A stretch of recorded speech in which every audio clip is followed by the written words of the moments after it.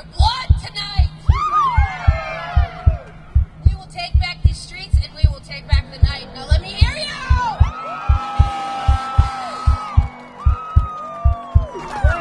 We will not be controlled by fear.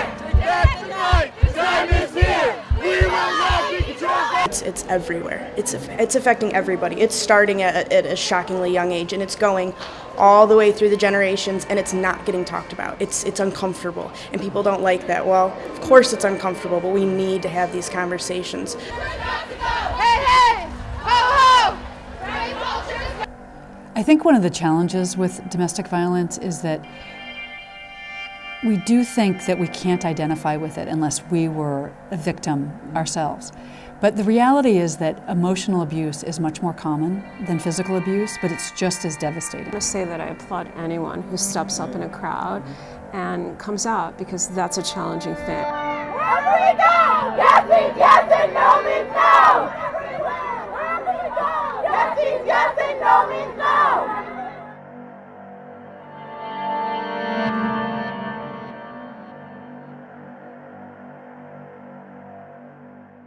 Domestic violence is a quiet issue, rarely spoken about out loud. Here at the College of Brockport, we are trying to fight to raise awareness and end domestic violence. I had a couple of my students who were at the Take Back the Night march last night, and I think that they were emotionally moved and raised their awareness about something they really never considered. And so in some ways I think my students are grateful. I see gratitude. I see these aha moments where they're thankful that they have an opportunity to consider something that they haven't really considered. And I don't think that there are enough classes that are really talking about these topics. So in some ways we're unique in that regard. For Take Back the Night in general, it started decades ago. But yeah, it started with just all these terrible acts that people were just kind of sweeping over. And now it's becoming, you are allowed to have, you can explain your story, you can be mad about your story, you can expect justice. And that's something that's just slowly but surely becoming the norm. Tonight is a night to speak out, not only to stand together, but to work together. Take Back the Night represents the earliest worldwide stand against sexual violence, especially violence against women. Take Back the Night is an international movement that began in the 1960s and grew into hundreds of events around college campuses and in communities all over the world. The unifying theme was to protect sexual violence against women while showing support for victims. Today, these events have been documented in over 36 countries, in over 800 communities, and have reached over 30 million people with the message of strength and support. I want to say it's hard for anyone to come forward and say, I am a victim or survivor of intimate partner violence or sexual assault. So that's challenging. And it's challenging because it carries a stigma and a stereotype that says that you did something wrong. We blame victims all the time. What were you wearing? Where were you going? What were you doing? Why were you out? What were you thinking? Those are the things that we often put on the shoulder of a victim. What's your name? Truman. A story can sometimes allow for more people to understand and connect with the survivor. One person who was willing to tell their story was acclaimed American author, blogger, and businesswoman, Leslie Morgan Steiner. I think one of the challenges with domestic violence is that we do think that we can't identify with it unless we were a victim ourselves. But the reality is that emotional abuse is much more common than physical abuse, but it's just as devastating. So what I find is that if people can set aside the question of whether they were physically abused or not and just focus on the feelings, that it's much easier to identify. Because we've all been in love, and we've all, almost all of us have been in love with the wrong person at some point. So it's not as strange an experience as you might imagine. Domestic violence experts will tell you that the beginning of an abusive relationship always feels like a fairy tale. And to me, that makes it sound like it's so fake. Like the person who's trying to convince you to be in an abusive relationship comes with a sign that says, I'm an abuser, and the first thing I'm going to do is try to convince you that you're in a fairy tale relationship. And it doesn't happen like that. It happens like a real fairy tale. Like the best thing that you have ever felt and heard and seen in your life. And that's what it was like with me and Connor. I know exactly when I wish that I had stood up to him and taken better care of myself. When he wanted me to leave New York City and my job at 17, that's when I wish I had said no. I think things would have been a lot different, and I would have not paid such a steep price for loving him. But I remember what I felt like at that time, and I loved him so much, and I wanted to help him so much, that I think it was impossible for me to do anything except what I did. And if you had said to me, at that point when I was falling so hard and fast in love with him, that within 2 years, that man would tell me how much makeup I could wear, how short my skirts could be,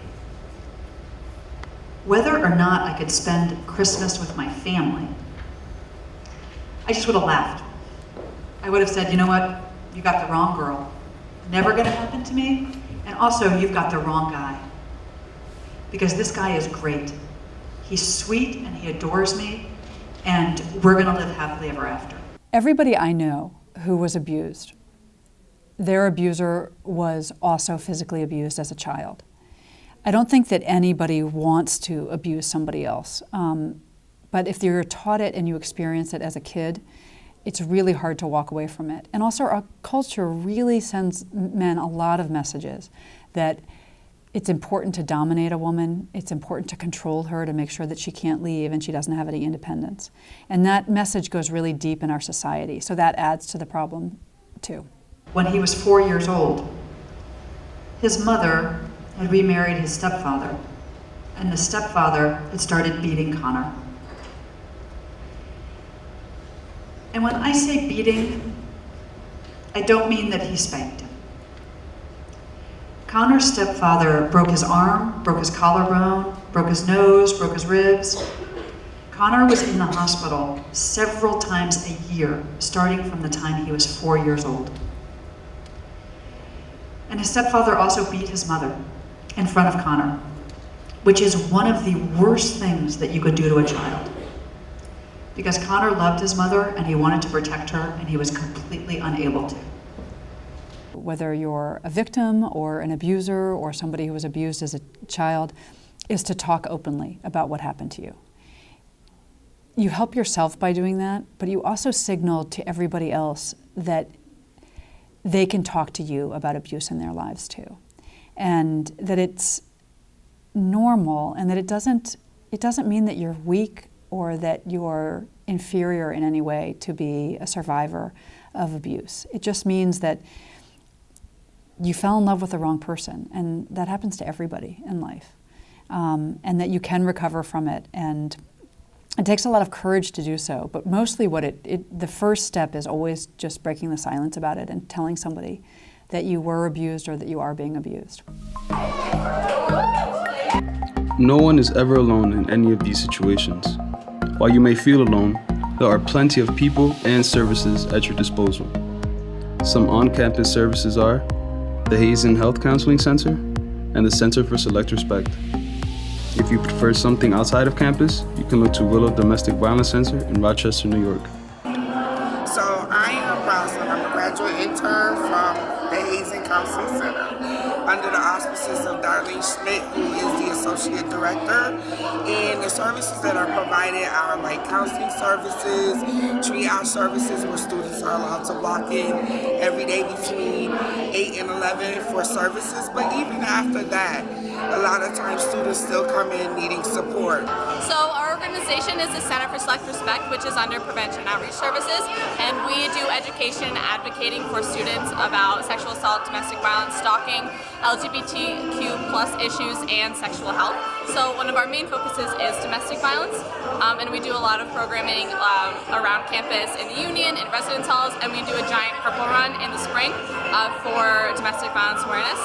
Something that I've been doing personally this semester is creating a month-long communities type of program for all the different communities that are affected by domestic violence that people don't usually talk about. People usually talk about white, cisgendered, heterosexual relationships that are usually the domestic violence situations, but people don't usually talk about men being the victims of domestic violence or LGBT domestic violence, or domestic violence within impoverished communities, or domestic violence within elderly populations. There's so much that people don't talk about that we're really trying to spread awareness of on this campus. So Willow Domestic Violence Center, you might have heard of us as Alternatives for Battered Women. We're an organization that has been around in Rochester since the 70s, and we are here for survivors. That is our main focus. We're here to support them on a safe and empowered journey because we want to make sure that they have the supports that they need in place to find that safety in their lives, and everybody has that right to be safe. So that's what we're here for. We have a lot of different programs. We have a 24/7 hotline that's 222-SAFE. Anybody can call that at any time, any gender, any relationship. Anybody can call who feels that they're in an unsafe situation. We have counseling, we have support groups, we have a court program. I mean, we just have a wealth of programs. Our society really has come a long way in the last 20 or 30 years in terms of how we treat relationship abuse and the fact that we recognize it. And I think this is because women in the workplace, women are much more empowered and much better educated.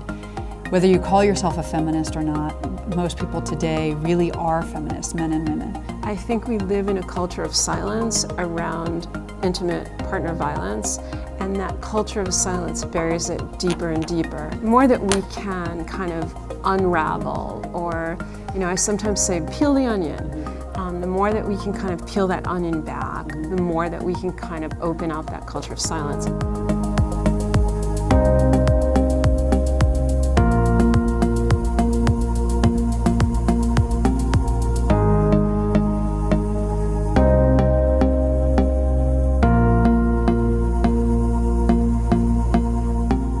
For more information on how to get help for domestic violence, you can visit these webpages to connect with someone. And remember, you are not alone.